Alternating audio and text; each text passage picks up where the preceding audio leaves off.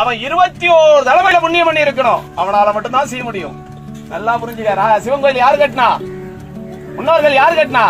ராஜாக்கள் தான் சிவாலயம் கட்ட முடியும். ஞாபகம் வச்சுக்க. இந்த ஊர்ல சிவன் கோயில் கட்டுறேன்னா இது சாதாரண விஷயம் கிடையாது. முதல்ல சிவத்தை வணங்குவது என்பதே சாதாரண விஷயம் கிடையாது. சிவத்தை வணங்கணும்னா யாருடைய அனுமதி வேணும்? அவனருடைய. என் வாக்கு இல்ல, மாணிக்க வாசக பெருமானுடைய வாக்கு. ஈசனை வணங்க வேண்டும் என்று சொன்னாலே ஈசனுடைய அனுமதி வேணும். ஈசனுக்கு ஆலயம் கட்டணும்னா என்ன வேணும்? ஈசனுடைய நேரடி பார்வை உள்ள மனிதர்களால் மட்டுமே, ஈசனுடைய நேரடி பார்வை உள்ள கிராமத்தால் மட்டுமே சிவாலய திருப்பணி செய்ய முடியும்.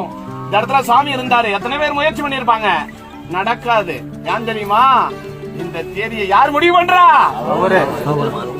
ஞாபகம் வச்சுக்க. இதெல்லாம் சின்ன விஷயம் கிடையாது. இதுக்கப்புறம் 1000 பேர் நிதி போடுவாங்க. எனக்கு இருக்கிற ஒரே சொத்து இவன் தான். இவன் இருக்கும்போது ஏன் கவலைப்படணும்?